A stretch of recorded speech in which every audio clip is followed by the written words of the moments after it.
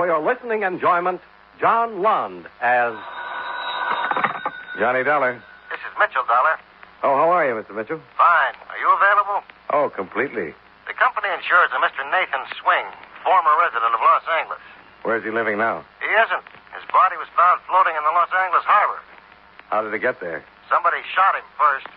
Check with Sergeant Matthews, Central Division Homicide. He'll give you all the details. I'll get on it right away.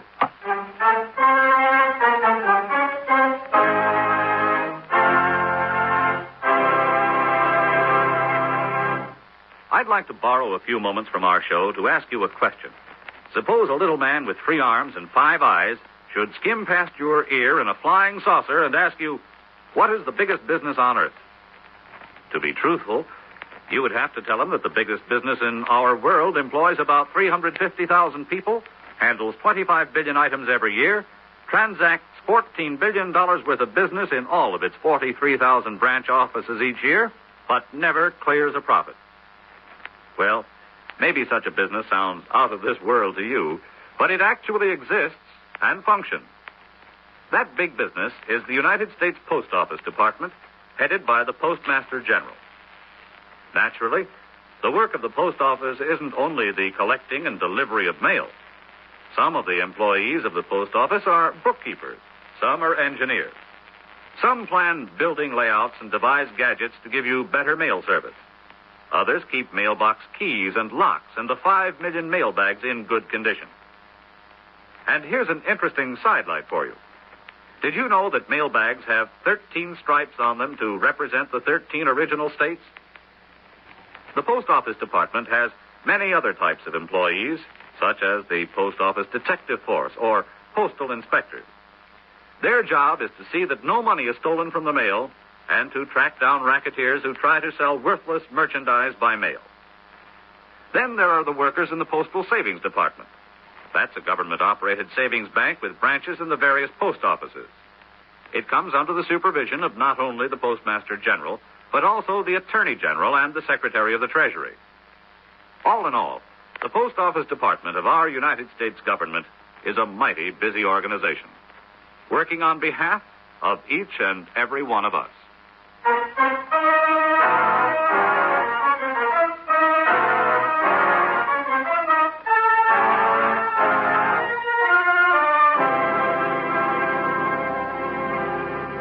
Expense account submitted by Special Investigator Johnny Dollar to Home Office, Great Eastern Life Insurance Company, Hartford, Connecticut.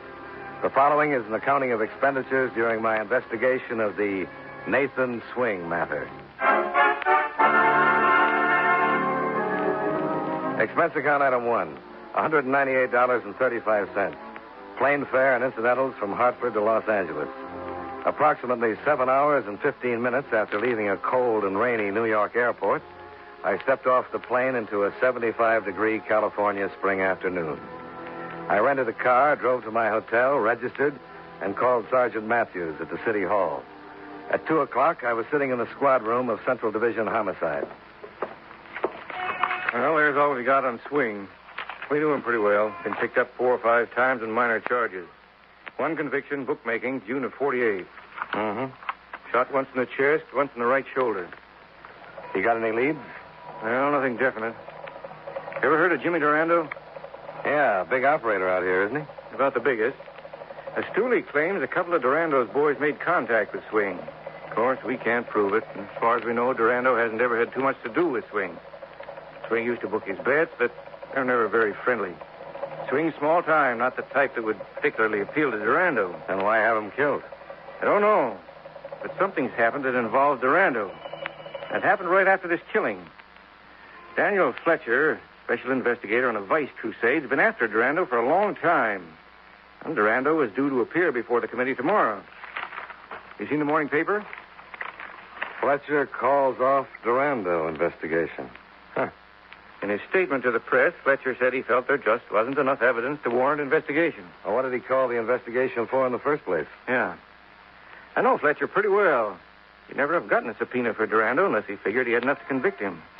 Now he calls it off. The morning after, a small-time hood named Swing is pulled out of the bay. Well, there may not be any connection. May not. So far, that's all I've got. And I have to solve a killing. Fletcher is An honest man? I've always thought so. Done a fine job so far. Well, I got a job, too. Going to see Fletcher? I thought I might. Any objections? Not to seeing Fletcher. But if you decide to pay Jimmy Durando a visit, tell me about it first, huh?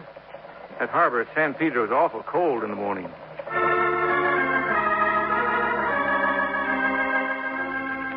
The sergeant gave me the address where I could find Daniel Fletcher. I walked over to the Equitable Building on Spring Street.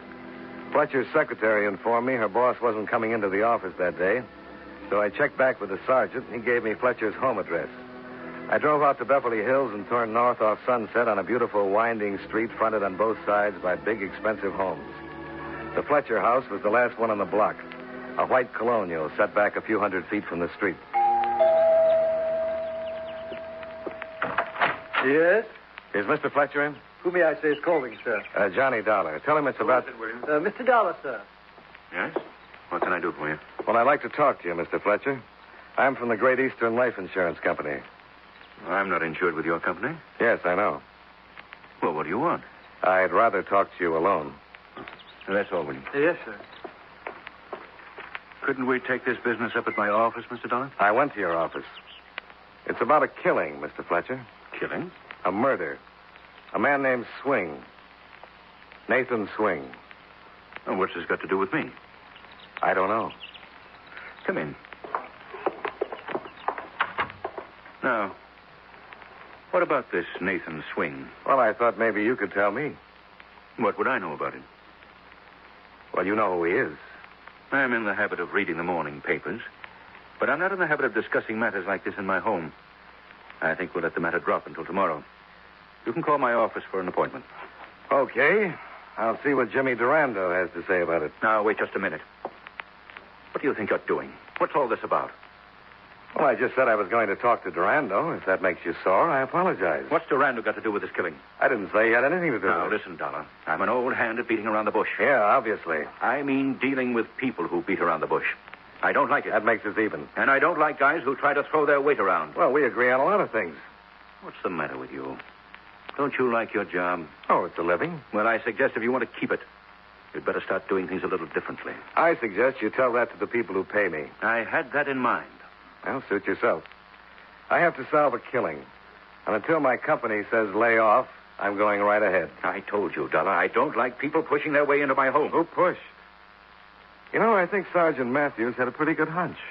Matthews? What's he got to do with it? Give him a call. He'll tell you all about it. Dollar, I'm going to give you a warning. I'll make it quick. I want to get out in the fresh air. Dad, Mary, what are you doing out of bed? I thought maybe... Sweetheart, get back up in bed.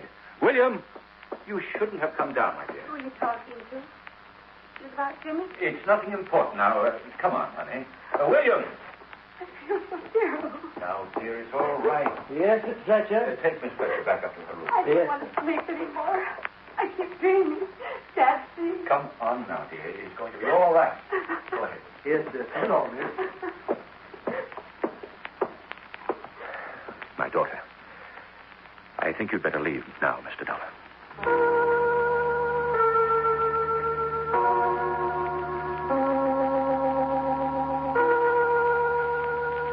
I drove back to my hotel and put in a call to Sergeant Matthews. I told him about my interview with Fletcher and asked where I could find Jimmy Durando.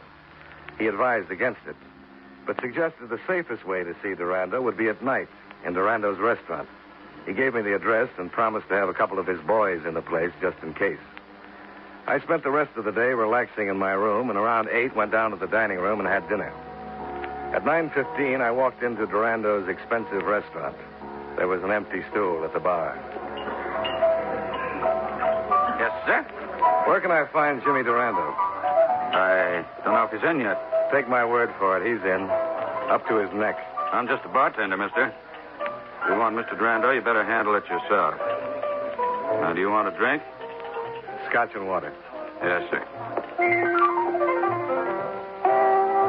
The bartender brought me my drink, and in about 2 minutes, just as I expected, a well-muscled gentleman walked up behind me and breathed down my collar. Good evening. Yeah, it is. I understand you're looking for Mr. Durando. Well, you've understood just right. What do you want to see him about? Nathan Swing. Okay. Let's go. What's your name? Johnny Dollar, You a cop, Mr. Dollar? insurance investigator. Waiter.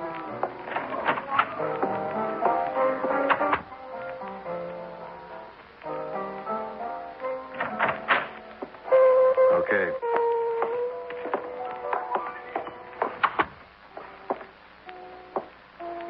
Sit down, Mr. Dollar. Thanks. Tony says you're an insurance investigator? That's right. Mm-hmm. Just what are you investigating? A murder. Nathan Swing's murder. Why come to me? You don't know anything about it? Well, I heard somebody killed him, but I couldn't care less. You knew him. Slightly. I never shook hands with him. I'm surprised your company would insure a crime like that. Who are you insured with, Mr. Durando?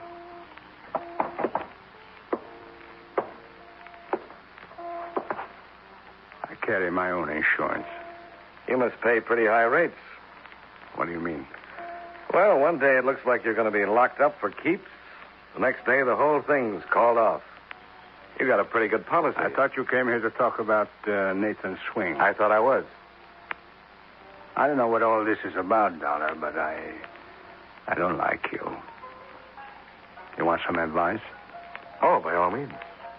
Don't bother me anymore. That sounds a little bit like a threat, Mr. Durando. I'm glad you noticed.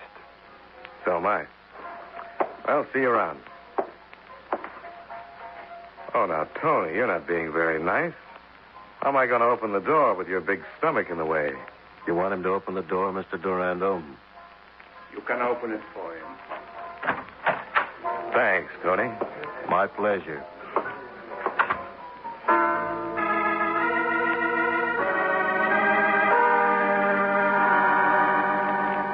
I walked back to the dining area and started for the front door. Then I saw her, crossing the room in my direction. The same girl I'd seen that afternoon standing on a staircase and looking very sick. Mary Fletcher, Daniel Fletcher's daughter. I watched her walk back to the hallway that led to Durando's office.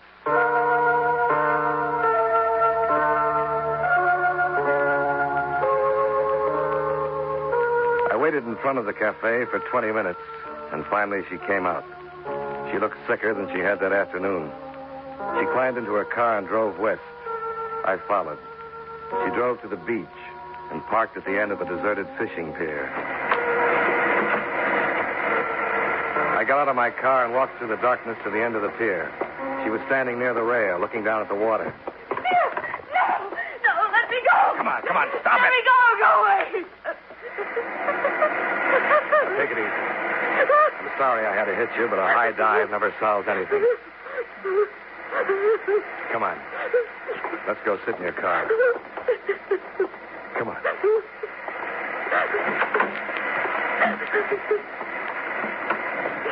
Go on, move over.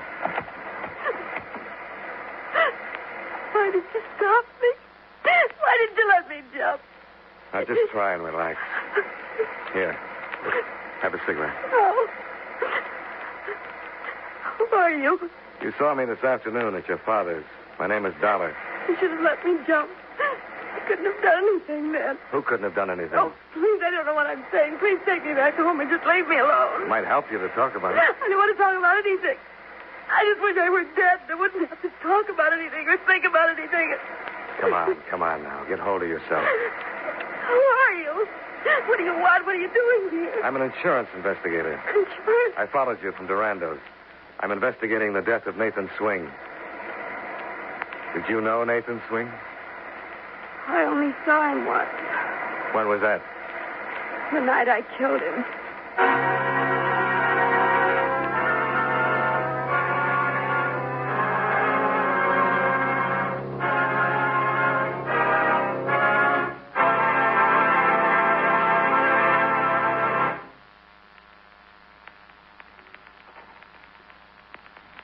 You know, many great men have attained the highest office in our land, the presidency of the United States.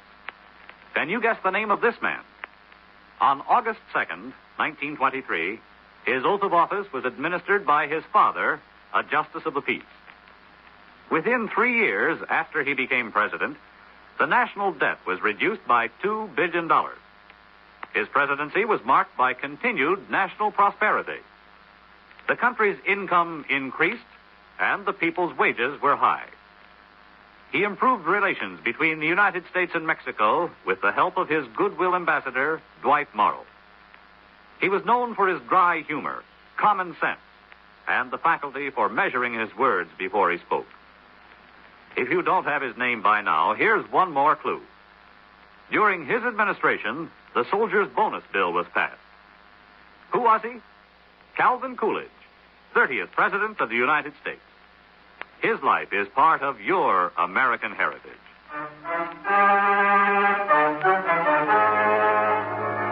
And now, with our star, John Lund, we bring you the second act of Yours Truly, Johnny Dollar.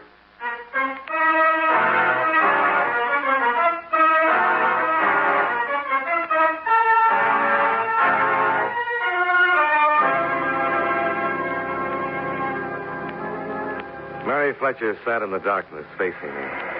She wasn't crying anymore. If she were telling the truth, I'd found the murderer of Nathan Swing. That's right. I killed him. I don't know why I'm telling you. This will ruin my father. I just have to get it out in the open. I can't keep it locked up anymore. Well, why don't you tell me the whole thing? All right. I'll have that cigarette now. Yeah, sure. Thanks. You'd have found out sooner or later you saw me at Jimmy's. Durando's? Yes. I've been seeing Jimmy for quite a while. I know it's pretty terrible. I guess I knew how wrong it was when I was seeing him. Your father didn't know about it. No.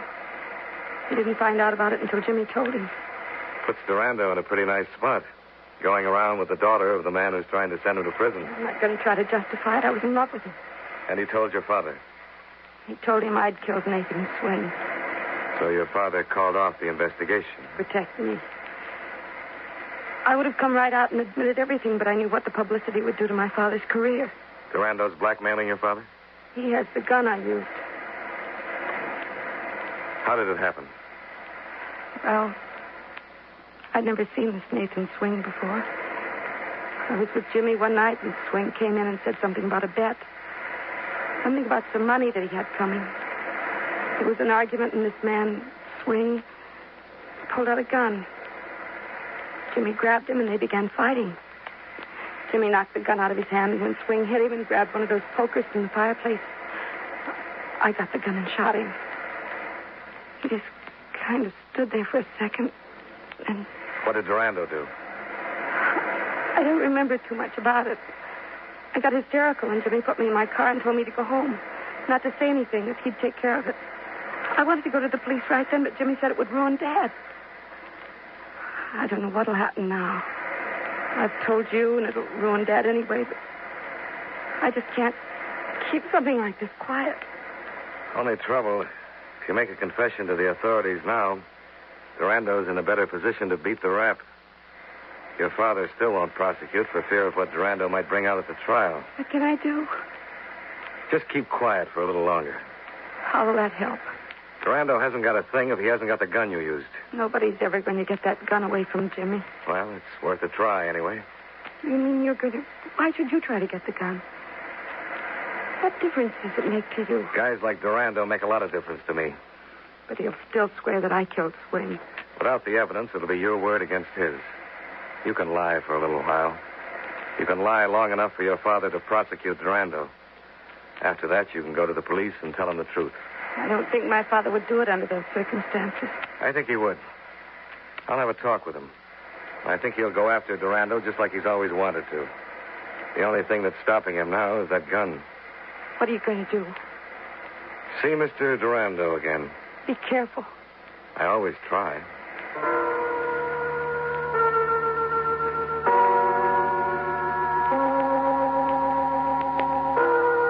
I watched her turn out on the Malibu highway and head back for town. Then I drove my rented convertible back to Durando's cafe.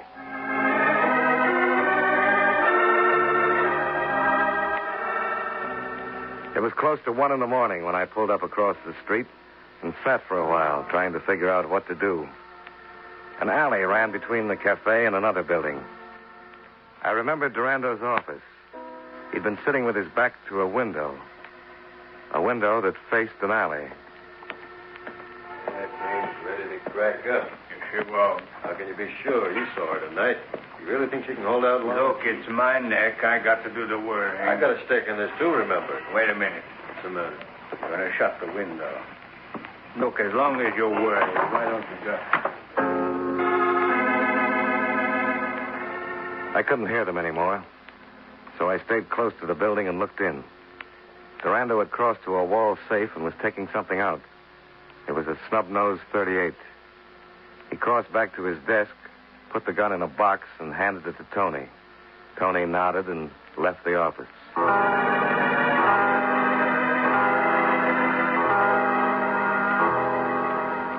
Tony wasn't hard to stay with. I picked him up in front of the cafe and tailed him east across town to the Union Station. He headed for a row of public lockers and stopped at one. What you got in the box, Tony? Huh? Let's have it. Running down the ramp to the passenger tunnel. At the end of the ramp, he stopped and drew his gun. After the shot, he turned into one of the tunnels and ran up to the loading platform.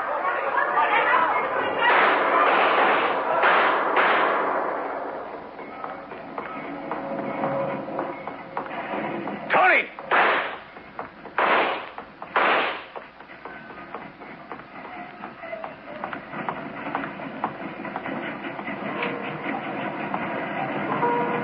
Tony was dead. The yard would be full of cops in a few minutes. I didn't want to hang around to make explanations. I took the box with the gun in it and cut across the yard. Sergeant Matthews. This is Dollar. Oh, I was just on my way out. I've been trying to get you. I'm calling from a gas station phone booth. I want Durando's home address. I don't think I should give it to you. Look, I'm onto something. I know. I had 2 men staked out in Durando's tonight. They saw the Fletcher girl come in and reported you followed her. She's home by now. I'll tell you all about it after I see Durando. Okay. I have to check on a shooting at the Union Station. I'll meet you in my office in an hour. No, meet me at Durando's in an hour. All right. He lives in Beverly Hills, 1818 North Foothill. Thanks.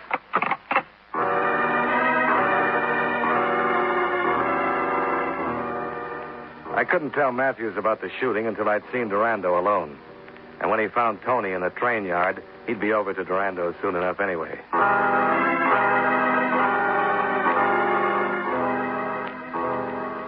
I drove out Wilshire and turned north when I reached Beverly Hills. I found Durando's house and parked on a side street. The house was dark. Durando was obviously either in bed or still at the club. I climbed the high fence and dropped down into the garden, cut across the flower beds to the rear of the house, and located the big French doors that led to the study. I tried them, but they were locked. I was just turning away when...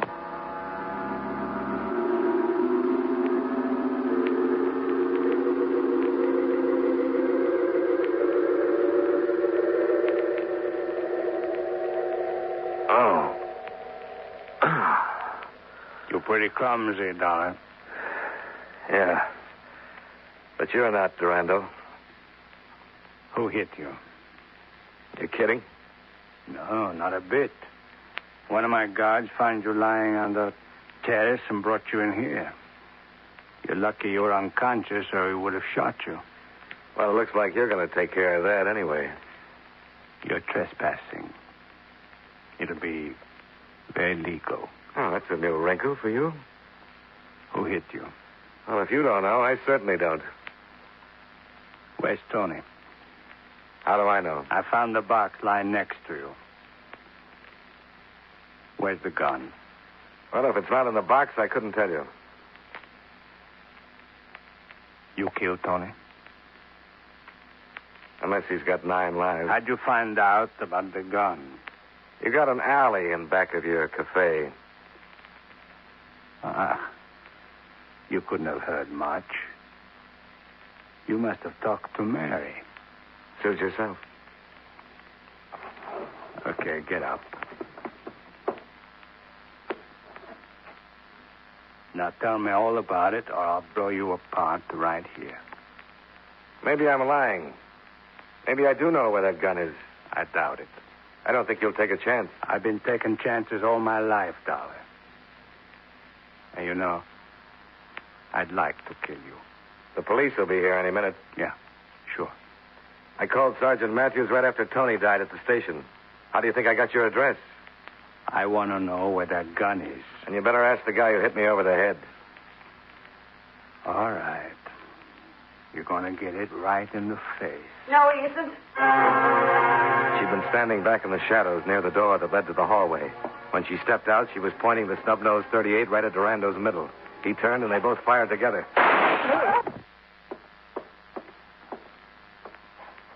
Where did he hit you, Mary? He deserved it, didn't he? Where did he hit you? The side. Is Jimmy?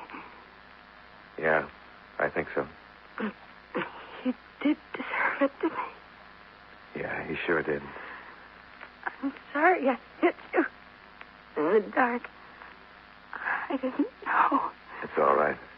I went home. Started worrying about you. I went back to the cafe, and he wasn't there. So I came here. Saw you sneaking through the garden. Now, just take it easy. I found the gun in the box. Tell Dad I'm sorry about it. Mary. Mary.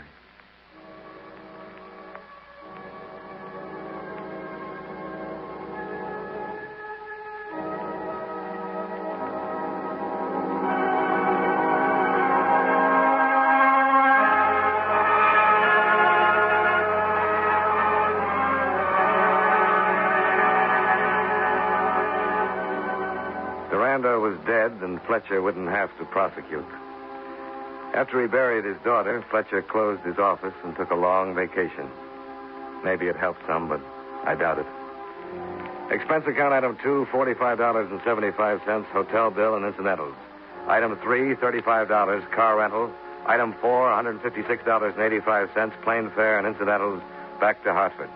Expense account total, $435.05. Yours truly, Johnny Dollar.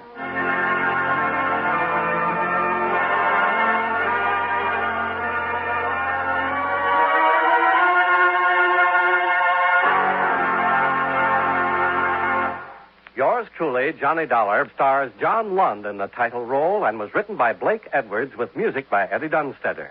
Featured in tonight's cast were Clayton Post, Tim Graham, Dick Ryan, William John Stone, Virginia Gregg, David Young, and Jay Novello. Yours truly, Johnny Dollar, is produced and directed by Jaime Del Valle. This is Charles Lyon, inviting you to join us again next week at this time when, from Hollywood, John Lund returns as... Yours truly, Johnny Dollar. You've been listening to the OTR Gold Network. Find more classic radio at otrgold.com.